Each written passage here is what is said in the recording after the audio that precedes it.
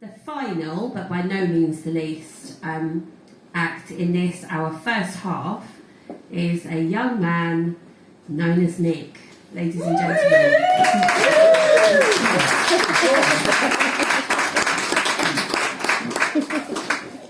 Factually correct in almost every respect.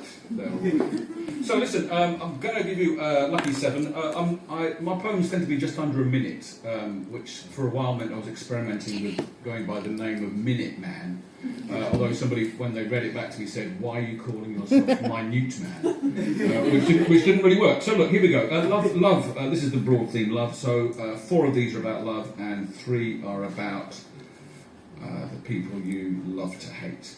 So this first one I'm excited about. It's going to go over the heads of almost all of you. It was inspired by the Elton John song "Don't Go Breaking My Heart." It contains references to 1976, which I know many of you studied in school.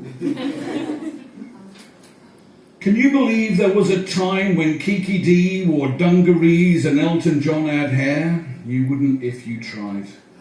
So don't misunderstand me, we'll have the hotbed over summer dreams. Save your kisses for me and God save the Queen. We were at war with Iceland. Body Shop opened its doors. I wasn't there when Sid James died and I didn't buy a ticket on the very first Concorde. Southend Pier burnt down shore, Intercity, 125. The National Theatre opened its doors and I was still a year away from my very first shag.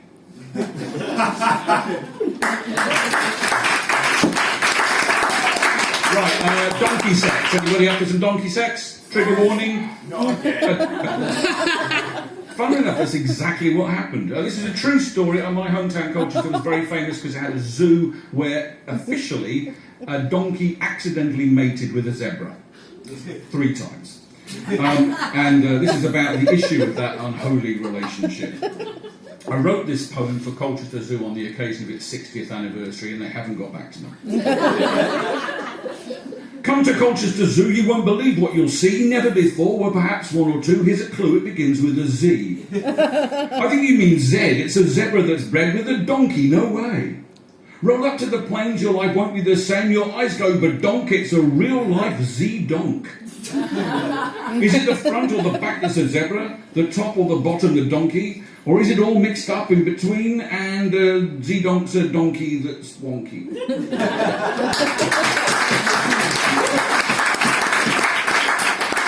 Right, this is one of the hate ones, okay, right. This is called Give It a Break. There's folks who want to rant and rage at the dying of the day. Oh, shut right up and do your thing is what I want to say. You've had your chances and still have more, don't quit. Perhaps what you are moaning at is that you know you're shit. And others do what you did not. Now please stop being bitter, for if you don't you'll feel much worse and become even more shitter.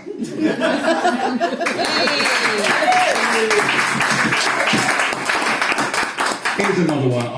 I never met this man, but I absolutely loathe him with every. It's just, you can hate somebody you've never met. And so, true story. A friend of mine was on a train, man of some bearing and so forth, talking about his son. Oh, my son's in a band. And he goes, oh, really? Anyway, she told me about it. I googled him and I just hated his guts. So this is called. You'll see why. Poor little rich boy. Rich boy out to steal chances from kids that he wants to buy his product. His fantasy is playing amazing live gigs while backstage it's all ripping misconduct. The family dog's a Weimaraner. He studied in the state. Mum was friends, with Diana, some of whom are still mates.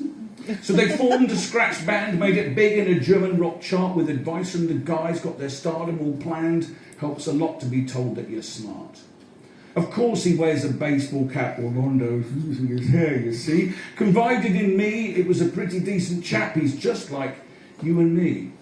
They're coming next for your children. Want their cash, their votes and their names. His father works in derivatives and his music's pretty much the same. Once thought about doing some comedy. Confident he'd be abs banging on Netflix. Tried it out once before at the ADC, where his Wonga alone got the chicks. His audience for now are his friends he believes know his talent is pretty enormous, and are grateful for what they are about to receive, though the truth is they're starting to bore us. Give it time and they'll have it all sewn up. Doesn't matter if finances are healthy. Now we know in the end he will not measure up like a poor person's idea of wealthy.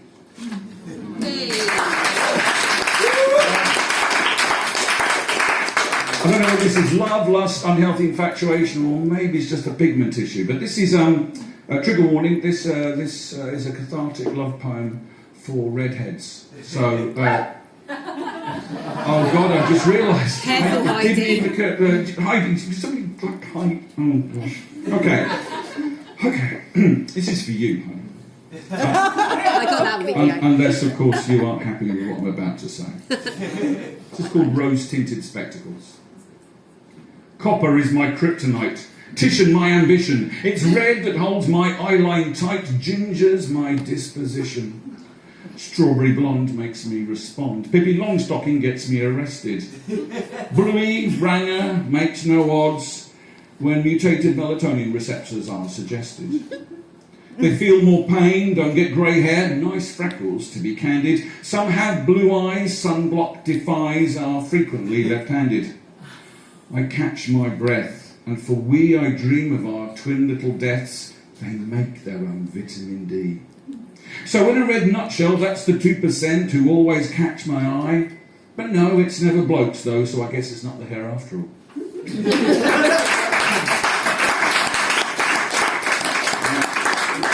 We're almost there, the bigger strokes. Well, perhaps not in the context of this. Okay, so this is about how end of relationships, stuff takes on far too much significance. This is called Let It Go. Here's the thing, your stuff, your things, they made me jealous. They each meant enough in love, they were precious.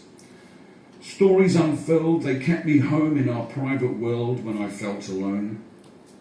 Then, your stuff was you in detail, when we were cuffed and I inhaled every atom.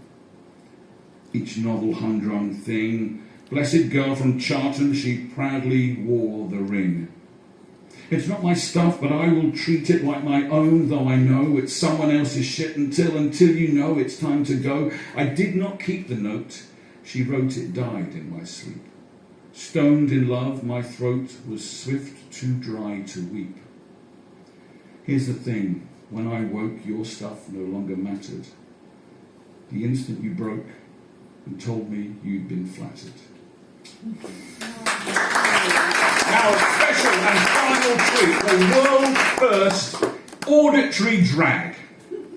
Okay? For this, you may wish to close your eyes. Because what I'm about to do now is to, well, we all have favourite poets. And some are cooler than others, some are definitely more obscure than others, but mine is both. Because most of you haven't got a clue. And those of you who have are going to be thinking, why, no, please God, no, don't. But I'm going to come out with it. Pam Ayres. Right? Now, what? I hate Pam Ayres. You hate Pam Ayres? Sorry, that came out by No, that's welcome to the inclusive knobs, where everybody is welcome except people who like Pam Ayres. Okay, so anyway, this is a true story. It's the true story. Driving down the road the other day. Oh, it's a bit of a blues thing. That's next weekend. Driving down the road, and I was with somebody who said, "Oh, what was that?" Just ran into the road. So imagine it's Pam Ayres. Oh my word, I said out loud when I was driving home.